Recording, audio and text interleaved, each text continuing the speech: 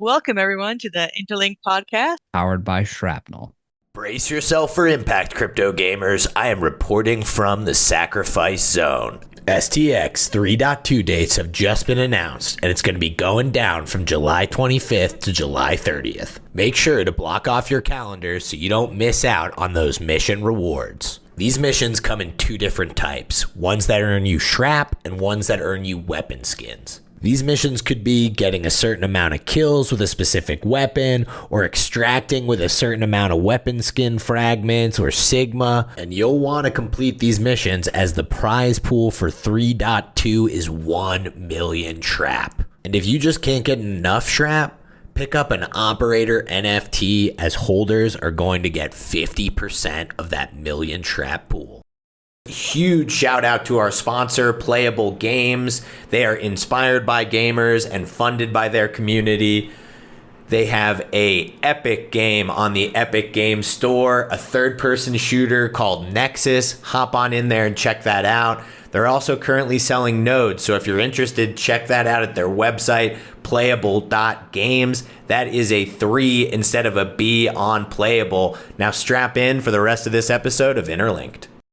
I am here with our friendly crew of all the characters that you guys know well, and today we're going to be talking about a little bit of a rare Evo overview of what happened, and then we're going to dive into some other juicy tidbits. I guess with that, I'll pass it to you guys. Awesome. And for those of you who don't know, Fractilians is an absolute legend and helps us oftentimes behind the scenes. So we're absolutely going to embarrass you a little bit and talk about how awesome you are. So you're super awesome. We're very appreciative of everything that you do. But yeah, you're the best. So welcome to the pod, everyone. As usual, we have the greatest co-hosts of all time, Mr. Nick, Mr. Jared. How are you guys doing today? I'm doing good, and we are super powered by Shrapnel, so I'll throw that in there as well. Shout out to the Shrapnel homies, but all good here. How's everything going with you, Jared? Doing great. So pumped to be here. We had a good trip at Rare Evo, and it's going to be a fun recap. We need to do these more often. I think so. I definitely think we need to do these more often because it gives us a chance to just kind of talk about things that are going on. We don't have to have like a set agenda or anything. So a first question for all of you lovely faces on the screen. What was your favorite part of the trip? Go ahead, Fractilians. Let's hear it. The pressure is on. Not only did I forget to say the Shrapnel intro, now I get to blank out on. There were so many awesome moments. I mean, everything was. I mean, it's still kind of a blur, even though I don't drink, but like, I really had great times when it was just like these one-on-one or 2 or 3 of us, like in these little pockets where you just like kind of run into these conversations that were just like these magical moments. I got to hang out a lot with Lee and Race for one night, just like 4 or 5 hours of them talking about things. And I just got to learn a lot more about what's going on, what's being planned, all the stuff that I just love learning about, to seeing how I can help contribute more. And of course, I love the actual event. I met so many, all of it was like, what's the right word? Serendipitous. Is that a correct word?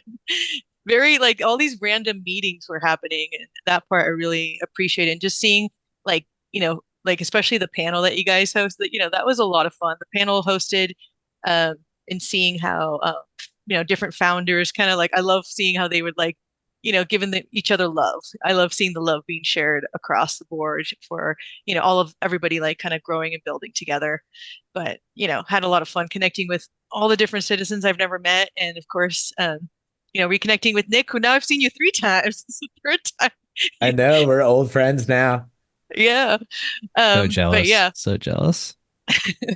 And so great to have gotten to meet you, Ben and Jared. Now I actually know your name. I was like, who's Jared when you put that? Oh, that's his name. That's all. Everybody I still know by their other name. And I'm like, and like as Firestorm was saying, I told my boyfriend I got to meet my imaginary friends, so it was really a blast, just getting to learn and meet you guys. So there's a lot more to it. Ben is one of like 3 people that have the same name for both. Mm-hmm. That's right. It's the double deep fake, you actually you actually just use your real name and people don't actually know that it's you, but then it actually is you. It gets in their heads a little bit.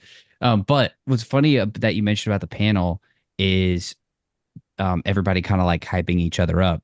What you didn't see behind the scenes was they were threatened with 1,000 push-ups each if they didn't say one nice thing about another project. Yes, I knew there was something. See, I have a little recording of the pregame, and I'm like, I wonder what they're whispering to each other. There must be something secret going on. I can see that. No, I'm just kidding. They actually just wanted to do that just because they're all good people and good projects. But I think probably one of the most underrated parts of the trip that if you weren't there, it would be hard for you to actually know that this happened.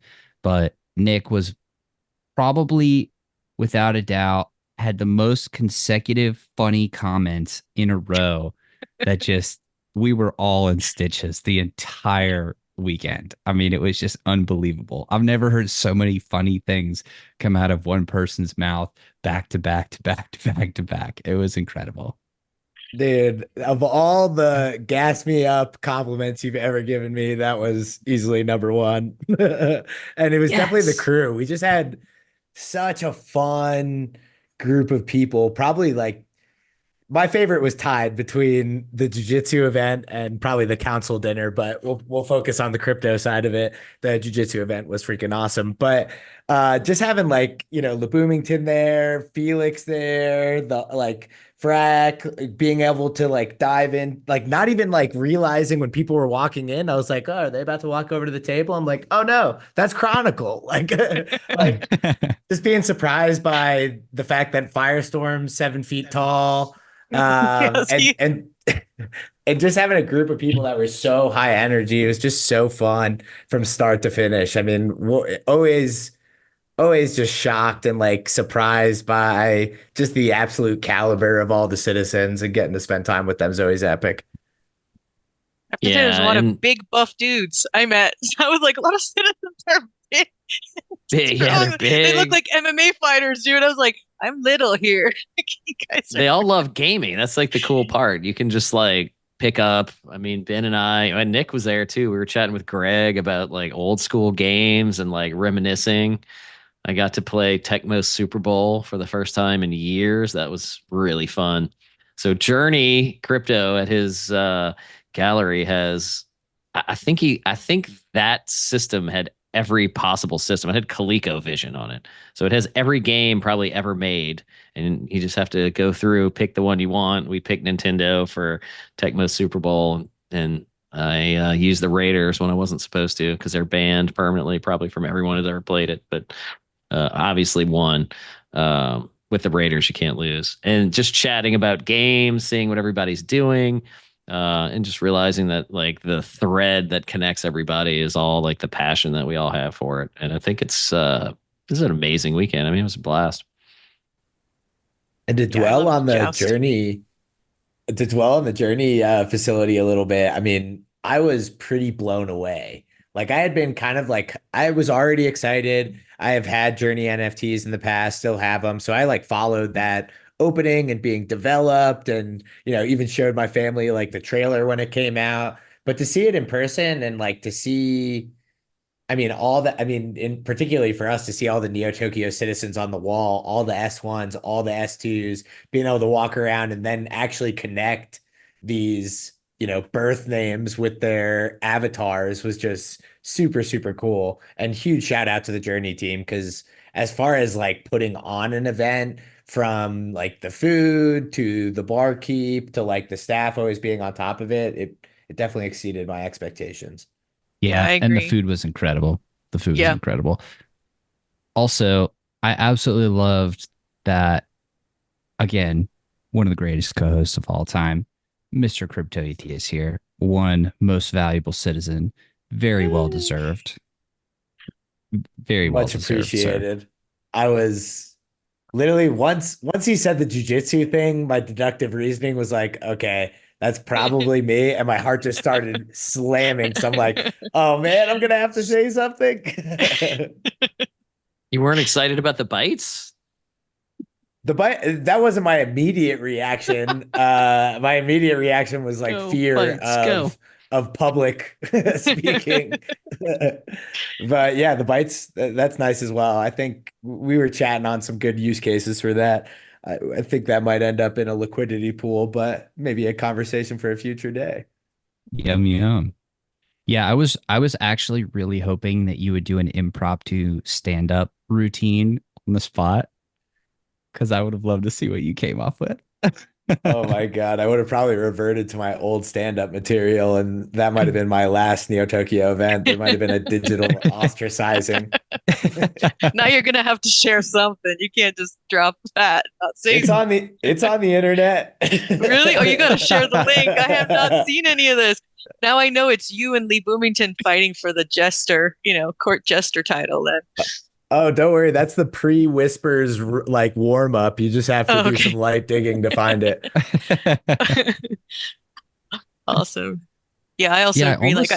Oh, sorry. Go ahead. Go ahead. Go ahead. Go ahead. No, I was just gonna continue about like the gallery, like because I used to help with one in a NFT gallery in Denver, and I know how much work, and that one was just like so beautiful and dialed in, and like I see all the work that goes into it. You see this beautiful final event, but I think right away about all the work that it took to make it so seamless and beautiful. Like you're saying, the staff, the food, just the layout of the whole place was just really like it didn't feel claustrophobic. It felt really open. It had a lot of spaces where everyone was talking, and that was another thing. All the really cool conversations throughout the gallery. So yeah, I'm a big fan of that gallery now. It was solid. It was definitely tight. And it's almost interesting of like the idea of an NFT museum, right? Mm. Because it starts off digital and now we're making it more physical, and just that idea is just a little bit interesting to me, of like almost the reverse of how it usually is. It's so interesting. Yeah, like those 3D printed, cool. What were they? Was it the Board Ape? What was that in the back? The near the where the huge He had a gaming. Journey Club. He had a Bored Ape. What else did he have? It's like Zolo, Planet Zolo or something, XOLO. That was the Hmm. third one. They were But just those are beautiful. sick. Yeah, they were really cool. They weren't like cheesy little. I was like, holy moly, that deserves like, yeah, really cool.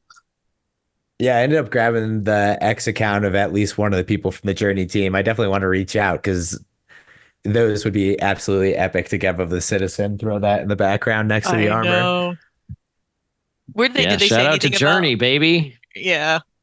Where did those get? Where are those made? Are they like, did they say anything about that or? I asked, I want to say it came out of a community member in Mexico, Oh, but cool. that was after a little bit, maybe one glass too much of whiskey. So that your guess is as good as mine. Hence I'm gonna have to DM this person later. Ben, I'd love to get a little bit of a feel for what your experience was on the panel. I caught a little bit of it, but unfortunately I was manning the booth. Totally. So my whole thought process around the panel was these are going to be crypto people, but they may not necessarily be crypto gaming people. And as we know, oftentimes crypto people are skeptical about crypto gaming if they haven't been, whatever color gaming is, gaming pilled, right? And so I was like, yo, we should tackle the FUD head on.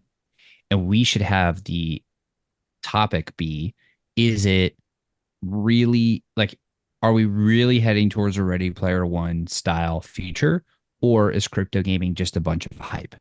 Because that's what people are thinking in their own freaking heads, in their brains. So I wanted to attack that, and I wanted to basically put myself in the shoes of the audience asking the questions they would want to ask. And we had WAGME, we had Star Atlas, and we had Cornucopias. Shout out to all three of those projects because they're friends of the pod. They've all been on, and you guys are welcome back at any time. And they have really cool projects.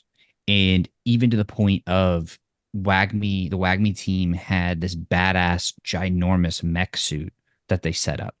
I thought Scott, one of the co-founders, was actually going to wear the mech suit on stage. And so my plan was to say something to the effect of, I want to address the enormous mech suit sized elephant in the room and talk about whether or not crypto gaming is hype or if it's real. and this is really the future of gaming and technology. Um, for logistical purposes, it couldn't be up there. Be that as it may, it was still a fun panel. We had 25 minutes to help tell the story of these three projects and tackle these questions. So it was a bit of a stretch, but I think they did a good job. I only had to cut one of the founders off one time. And I was very tempted to like bring up the mic and be like, and we're gonna move on to the next question for time person. But I just kind of like reached. Luckily, he was sitting right next to me, so I kind of just tapped him on the shoulder, and he got it.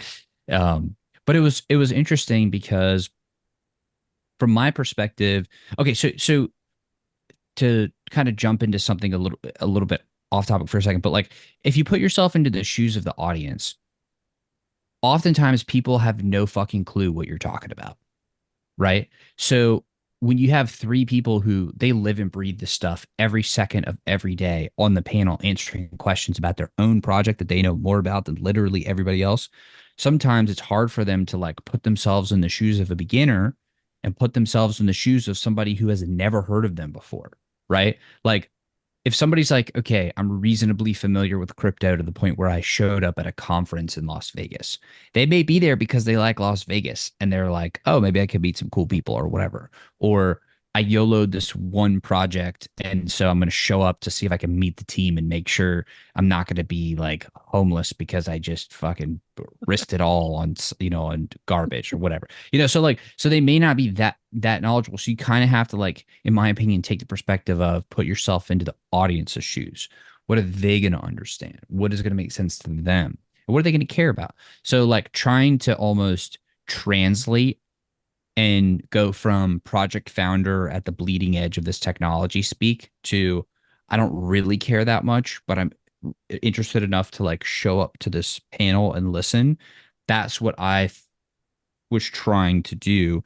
That's what I felt like my role was at that panel. And so it was kind of difficult. And I don't think we did it perfectly, but I do think we did a reasonably good enough job. Um, but that would definitely be something that I would like recommend to other people going on panels is think about who your audience is and tailor your message. For example, one of the other stages was talking about like security within contracts and anti-cheat for games or something like that. And within 2 slides, they were literally showing this wall of text in a smart contract. And I'm like, what the fuck are you even talking about right now? Like, nobody knows what's going on besides you and maybe Felix. But, there's 0 other Felixes in the world. So, like, nobody knows what you're talking about. Like, so, anyways, I know I just went off on a bit of a tangent, but like, that I think is something very important. So I was just trying to keep that in mind. Also, as a total side tangent, one of the funniest parts of that whole experience for me was watching literally everybody that had a tech question immediately go to Felix to ask him and him immediately knowing the answer within like 1 or 2 follow-up questions at most. It was like one of the funniest things. I literally was like going to ask Felix a question myself and I saw Race pulling him over to go talk to another project to like vet their tech. And then also like roughly at the same time, Nick, you were trying to get him to text somebody on your phone to answer their tech question just to make sure it was all done right. That was one of the best parts of the whole thing for me. Oh yeah, that was Felix to the rescue. So for those who might like not be aware, we've done some of the like first airdrop initiatives to byte holders. In this case, this was a claim. It wasn't a direct airdrop. But had a little issue with one of the contracts and it not being routed properly. And Felix explains to me probably perfectly like what's wrong. And I'm like, I only understand 80% of that. There's no way I can repeat that with that being understood by the receiver and just handed my phone. Boom, boom, boom, boom, boom, boom. CEO's like thumbs up. And then next thing we know, everything's running smoothly within like an hour. So every team needs a Felix, although as you said, they're not available. Yeah, there's only a few, man. Felix is special. But Ben, I think y'all did a great job on the panel to get back to that. I think that's, super important is to, just cater to the audience. Cause I mean, even us as people who are Neo Tokyo and those 3 projects, we've we all hear a lot about. But 10 minutes into them going into something specific in their project, you'd be like, I had no idea. Like, you know, I mean, we follow them, but we also follow lots of projects. So it's hard to keep track of where everybody is at any given time. And oh, yeah, that one's got an airdrop and this one's got this. And this is a beta. And, you know, when the alpha's coming out. But you know, I thought they were all super excited about each other, which was great. And that's, you know, to me, what one awesome thing about this space is that, you know, sort of everyone's going to rise if we do it right, rather than one winner and everybody else loses, which I think is not the way that we want to, you know, have it done.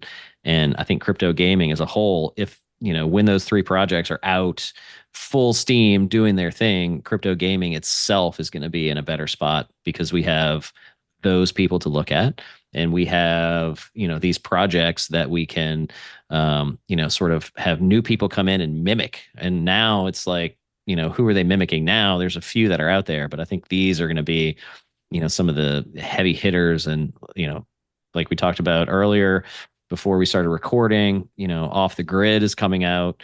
You know, there's sort of a lot of things happening. And I think, you know, what are we at? Where's Bitcoin? Like 60,000, 58,000 right now. I mean, everyone's like, it's the end of the world. I'm like, I mean, we're not that far off from our all-time high.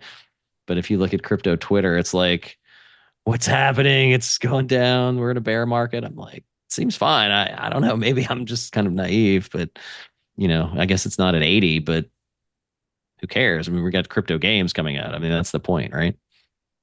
And I think that's such a good point.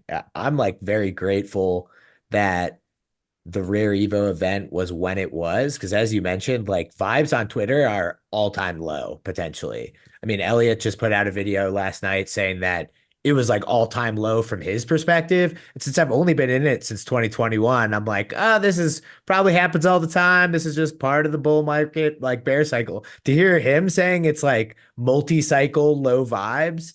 And then to juxtapose that with going to Rare Evo and getting to talk to some of the most like educated in the trenches people in the space and how optimistic they were about a lot of things, it really like resonated that I'm like, if you are just on Twitter and you're not in a community, you don't have to necessarily go to these like IRL events, but if you don't have like contacts in the space to actually vibe check with, like you are getting a big misread a lot of the time, at least in my opinion. Yeah, I Yeah, mean, I completely I'm agree. the same. I'm this 100%. You nailed it. Go ahead, Ben. I was just filling in space because you couldn't unmute fast enough.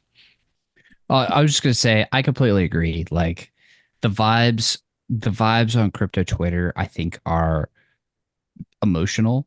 There's actually this, I'll call it a psychological concept where if you start, let's say you start here and either, you know, let's call it net worth or amount that you gain or whatever it is. Let's call it net worth.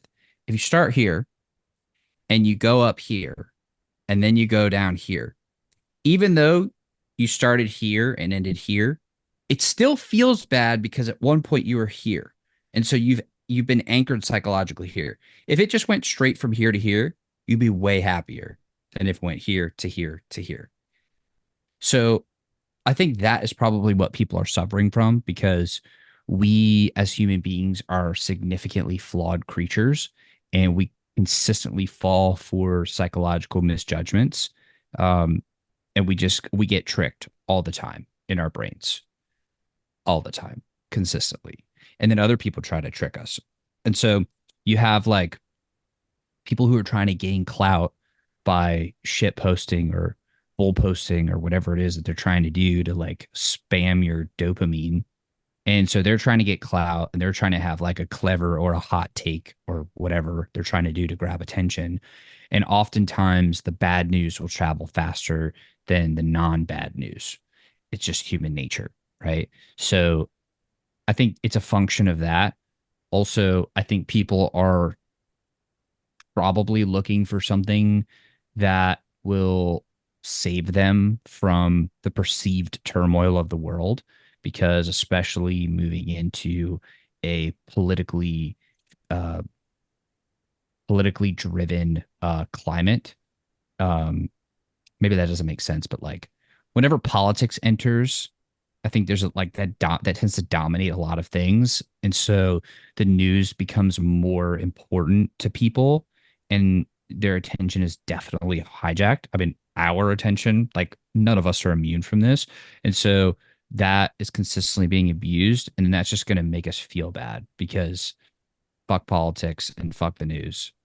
Because that's like they literally, their business model is to make us not content with our lives so that we will click and watch and consume more of their product because that's how they get paid.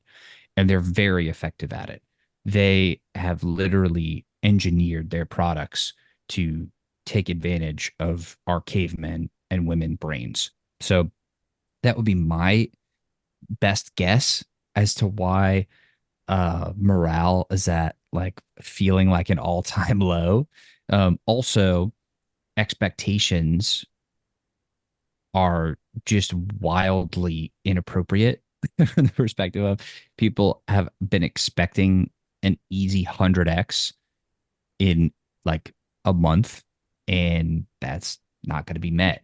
And so your level of satisfaction is absolutely going to be the difference between your expectations and reality.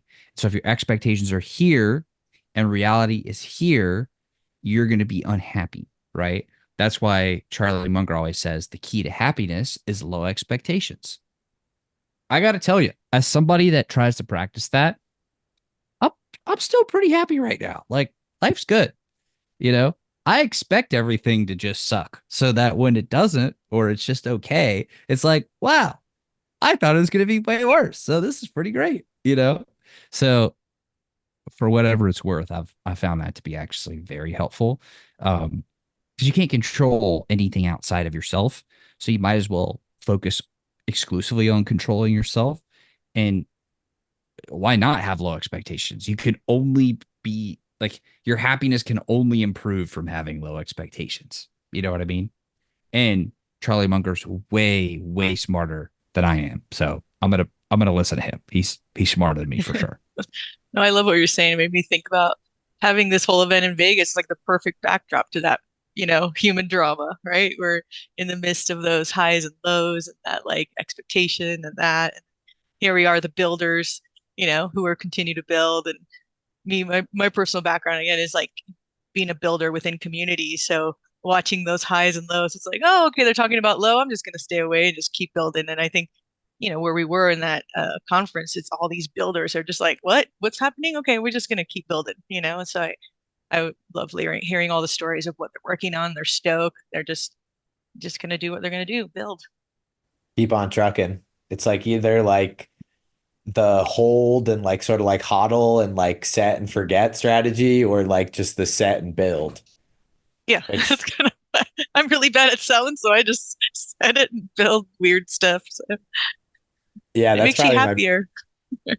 Oh, definitely. I think that's part of the reason, like, why I also don't feel like my vibes are at like all-time lows is because I was so much more unhealthy during the NFT bull run. Like, at least now, like, I'm sleeping and like eating somewhat okay and like living, like, not getting like egregious amounts of screen time.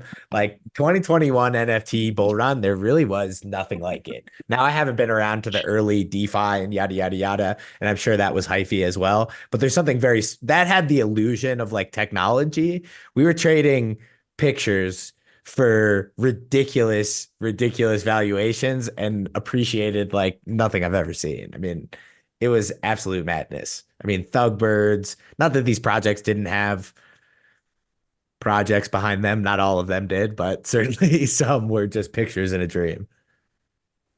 I mean, a picture in a dream can go a very long way. Let's call that for what it is. Because really, if you think about even Neo Tokyo, we're a picture in a dream. I No, happen to we were think text and a dream. We were text and a dream. Yeah, Code. Oh, yeah, that's true. I'm just exactly. you're playing. closer to Zork.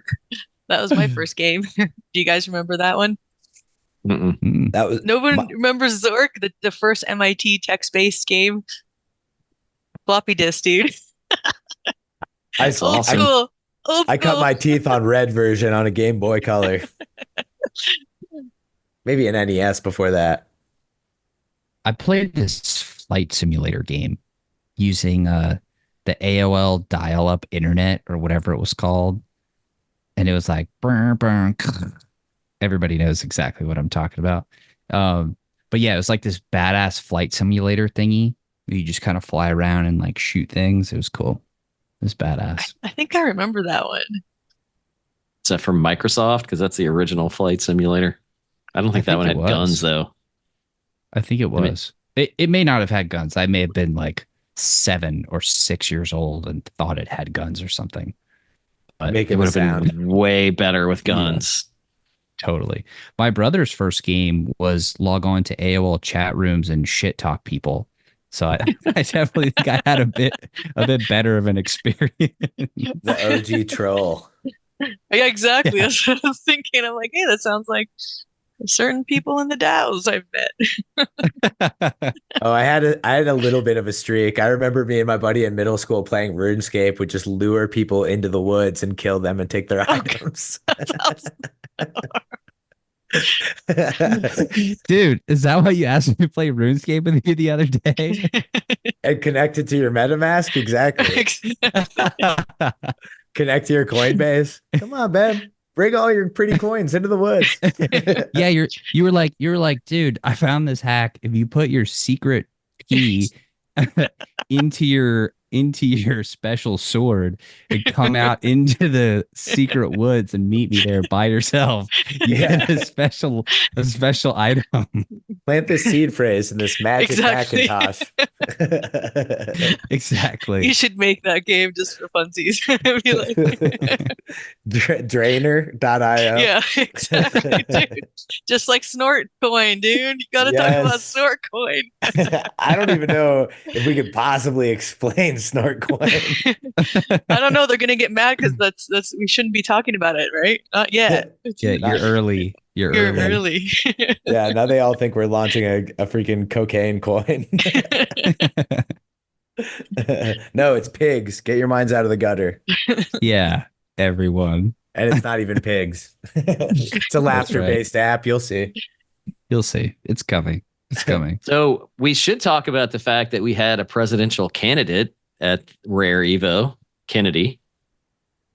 That was So we should talk about the interesting. fact that we thought we were going to have a presidential candidate at Rare Yeah, I was Evo. wondering about that. And it turns out that at the last second, Charles, founder of Cardano, we're on a first name basis now. Kidding. To the moon. The big H. Yeah. Big C and I showed up to the panel, and RFK actually was not there. And the first thing that kind of tipped us off was, instead of introducing the panelist, there was only Charles there, single chair, not double chair, which is what you would expect. I was like, maybe he just wants to stand, like a standing desk version of a panel, for your, do it for the culture. But it actually wasn't that. They just had like this hype video that wasn't that hype, but it went on for like 10 minutes, and it's a 25-minute fireside chat. And I was like, this is so weird that they would take 10 minutes of the chat to have a hype video when they could just have the chat. And then after 10 minutes, Charles comes up to the single chair. Clearly, it was not a standing desk version of a panel. That was dispelled immediately. And he was like, well, everyone, he had this weird excuse of like, well, everyone, RFK really was going to be here. But at the last second, when he was trying to fly, he couldn't get his 60 Secret Service all booked on a commercial flight all at the same time. And so, that's a little sus, because he's probably not going to be taking a commercial flight sitting way. next to us on Delta or Southwest asking for peanuts and 2 drinks instead of 1. You know what I mean? Like, that just doesn't really seem plausible from a presidential candidate. But who am I? Who I am sat to next call to bull? Snoop Dogg on a Southwest flight, so What? anything's possible. What? No, that's way. Wow. right. Yeah. All right. Okay, so this is, I don't remember when, it's a few years ago. I think it was from California, Yeah, I was in California. We were doing some movie thing. We were flying back to New Orleans. This was during Jazz Fest. So I was A1, and then like this, I mean, I'm pretty short, and this like really tiny dude was in front of me, and they let him on, and he like put two tickets on the very first seat. And I was like, all right. And I sat like right behind that. And then people got on the plane, and then, everyone's on. And then this little guy gets up and leaves. And then the largest man I've ever seen in my life comes in. Okay. I mean, period. Tall, muscular, fat, all of it. Like 450 pounds. I mean, like I say physically the largest person I've ever seen. Okay. Comes in and sits, because there's three seats, sits in the first two seats. Like he fits in the two seats. And then I was like, that's cool. And then Snoop walks in and sits directly in front of me and had headphones on. They're really nice headphones. I forgot what kind they were. And was dancing like the entire flight. Like, Was he listening to himself? I don't know. There was two women next to me that were like, who's that? And they were really old. And I was like, Snoop Dogg. And this is probably before his like commercials. It was probably like, I don't know, whenever he was at Jazz Fest. Somebody can look it up and fact check me. It was within the last 10 years, but probably 5 years ago or something. And he was just dancing the whole time. And I was like, man, the energy. And then like 15 minutes before we land, he's out cold, just passed out. And his bodyguard was just like sitting there reading a magazine, like an actual magazine. It's really funny. And the ladies were like, I was like, he's a rapper. They were like asking me questions. I'm like, yeah, I don't know. If you don't know who Snoop Dogg is, I can't really help you to explain it. But that was it. Now that night when he was playing at Jazz Fest, there was this horrible thunderstorm. His show was canceled. So he flew all the way there, didn't get to perform at Jazz Fest, flew back probably the next day. I'm sure he found some way to entertain himself in that city. Yeah, I'm sure he was fine. And that's when you pitched him on NFTs and he got involved for the first time? That was it, man. This is pre-Decentraland for sure. You just slid an NFT into that magazine? We were like, look, Snoop, here's the thing. You would be perfect to launch Snoop Doge. It fits exactly within your hitbox of brand. It's perfect. Also, before we wrap, I was curious we've talked about a lot of positive things from the weekend. What were some of the big like misses that you saw, either, I guess, sort of around the Rare Evo event? I'll kick it off while you guys sort of ponder. Definitely the reward ceremony could have been more dialed. So we came right from the Sphere, which is absolutely epic. I'd like to see a show there. The message from Planet Earth was still pretty epic. But we get there and it was just like the sound was a little off. It was like somehow interfused with a hackathon. So like everybody was like standing in the back very confused. Unless Scott was talking, you couldn't hear anyone audibly. So that was definitely a little bit of a miss. Curious if you guys noticed anything else. By the way, I looked it up. It was April 30th, 2016 when the show was canceled. Sorry to interrupt you. Go ahead, Ben. I've got some thoughts, but I don't know if I should say them. Yeah, I mean, I think the fact that there was really any event celebrating Cardano is just a huge miss. Just an absolute, I mean, you can celebrate literally any other token. Now we're definitely getting spit on when we go back. No, I kid, Cardano friends. I just wanted to continue the great legacy of NT shitting on Cardano. It had to be done. It had to be said. No, I think it was fine. The breakfast was too early in the morning. Like it went from like 7 to 9. Oh. And when you are in Vegas and you have crypto people, like everybody's a DJ, everybody has work that they have to do. Everybody's partying. So like after finishing whatever we were doing, in our degenerate ways at 2 a.m. or whatever in the morning, I had to run back to the room and like answer 1,000 messages on fucking Telegram and Discord and not get just piled up and fully shirk my responsibilities for the time. And then I had to wake up at like 8 to make it down to grab breakfast. And it was like, all right, guys, let's maybe put a little bit more thought into that.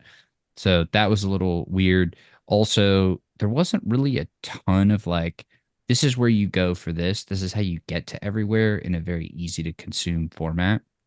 So I was constantly lost and didn't really know when stuff was. Part of that is contributory negligence on my part of not doing the actions required to like find that out, but I shouldn't have to because I'm going to a conference that they're putting on, so they should make it easy. Um, yeah, that would be my 2 cents. I'll say I've been to lots of different. I think this is my first crypto event, but I've been to lots of events before, and to me, they should have had like a theme, and then followed through with that theme and said, here's what we're going to talk about. Here's why we're using this as a theme.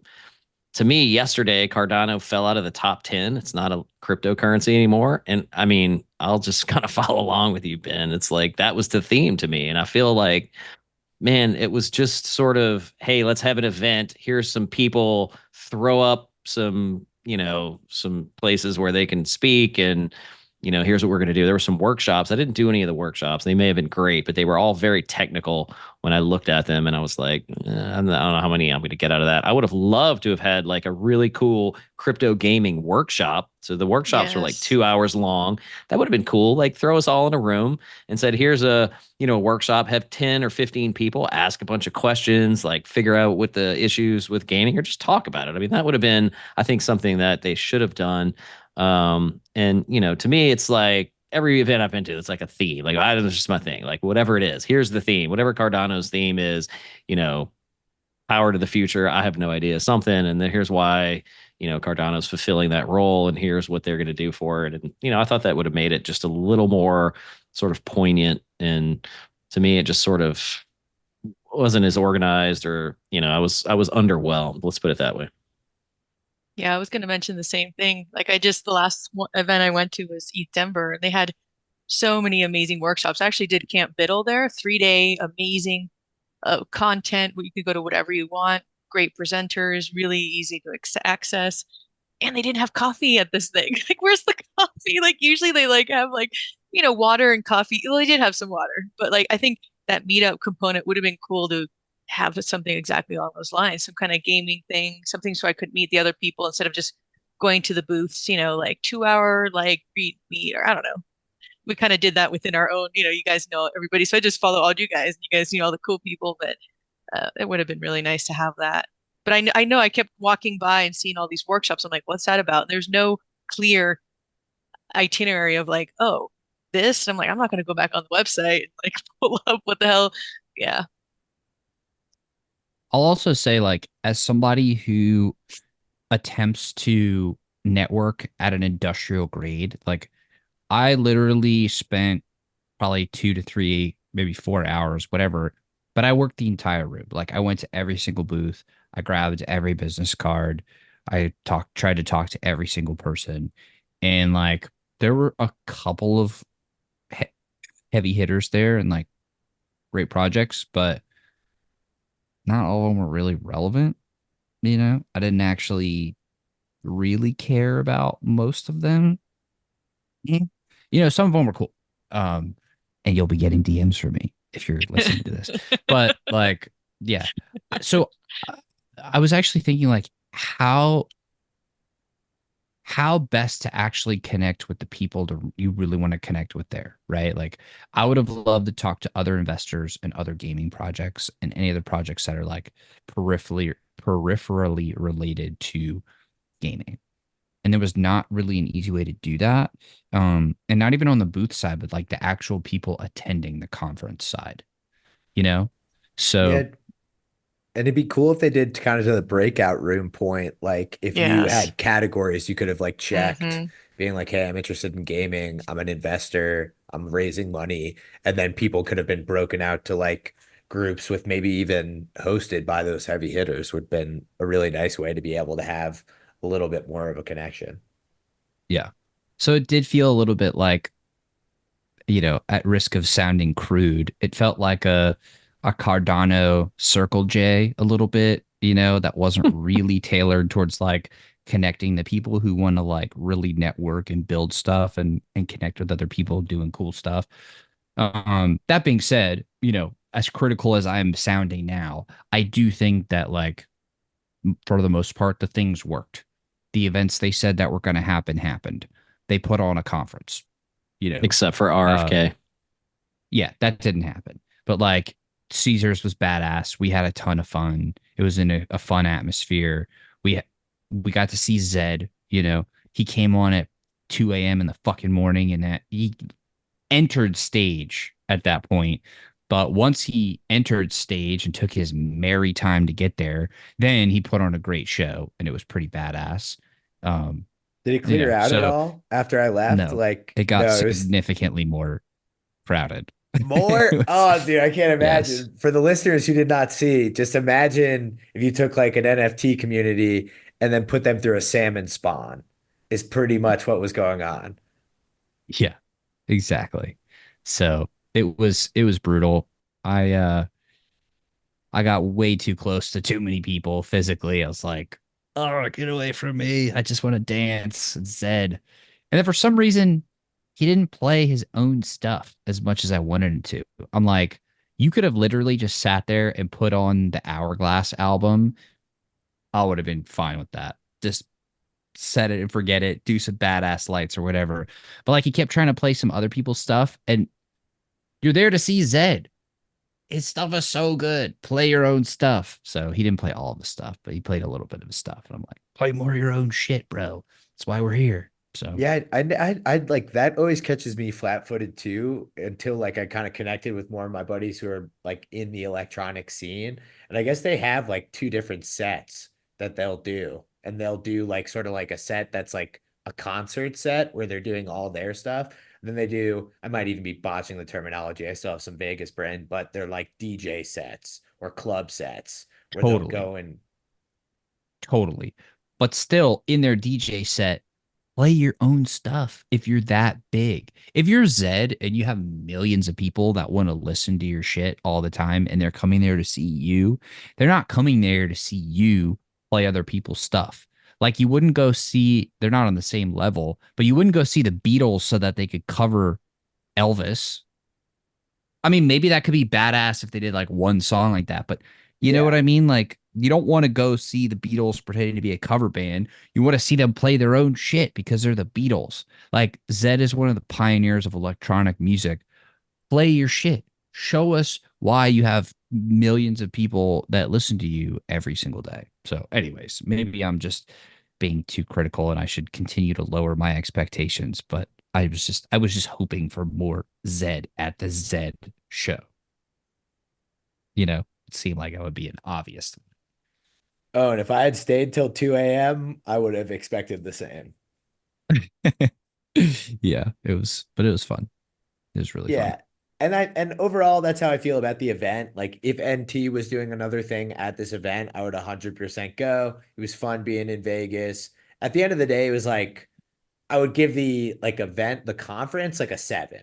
Like I'm not like I need a refund, blah blah blah. I'm not like I'm like crazy blown away. They did for the most part what they said they were going to do, and they facilitated the community to have an awesome experience. And at the end of the day, that's for the most point why I paid. I paid before I looked at whoever was speaking. I was like, NT's going, the homies are going, I'm fucking going.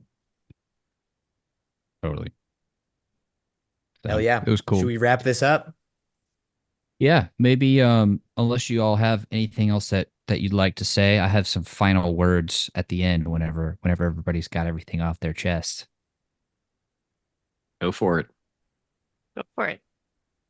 Cool. Okay, everybody, right now, if you're listening, usually a lot of people listen right when this goes live. Right now, we're in the midst of the most fucking boring and emotionally trying markets that you may ever experience. Just remember why you got into this in the first place. One, we're all cartoon characters, and this is where we belong. Two, 60% of the internet connected world plays video games. The whole world is a gamer. That number is only going to increase over time. Everybody's addicted to all of their technology. We all spend an ungodly amount of time on screens, on devices, plugged in, online. Look at your screen time. You know it's true. And if it's not you, you are the exception to the rule. Everybody has an ungodly, disgusting amount of screen time. Okay. We're all spending more time online. We're spending time building relationships. Internet friends are a thing. They will always now be a thing. We are working. We are playing. And I don't even know what other things there are to do as a human being outside of your, basic functions. But whatever it is going to be done online. The internet's getting more immersive over time. We are at an inflection point in the history of humanity where we are going through a digital transformation. All of these things are not going to reverse. Technology is a one-way street. We're going to continue to do this more and more and more and more and more. The people who are my age, I'm about to be 30, people who are my age and younger will have grown up exclusively in virtual worlds. They won't know what dial-up connection was. They're just going to know that the internet is the thing and they do everything there. Where attention goes, money flows. People are going to be continuously spending more money online. As it gets more immersive, we're going to spend more time in virtual worlds, in digital worlds. Right now, we're existing in the virtual world doing this podcast. Eventually, we're going to just be more plugged in, more tuned in. We're going to have the full glasses or chips in our brains or whatever it is. Right now, we have the opportunity to be on the ground floor building out this technology. Yes, it's going to be a bumpy ride. Yes, there are going to be things that happen that are not ideal. You're going to get rugged in some projects. Shit's not going to go like you think it will. It's going to be difficult. But do not give up. Do not get shaken out. Do not get blown up. Just survive and make it through. Take care of the threats that can take you out of the game. Make sure you do not have a risk of ruin and prepare yourself to survive, because when we do hit that inflection point and when we do hit the next bull run, whenever it comes,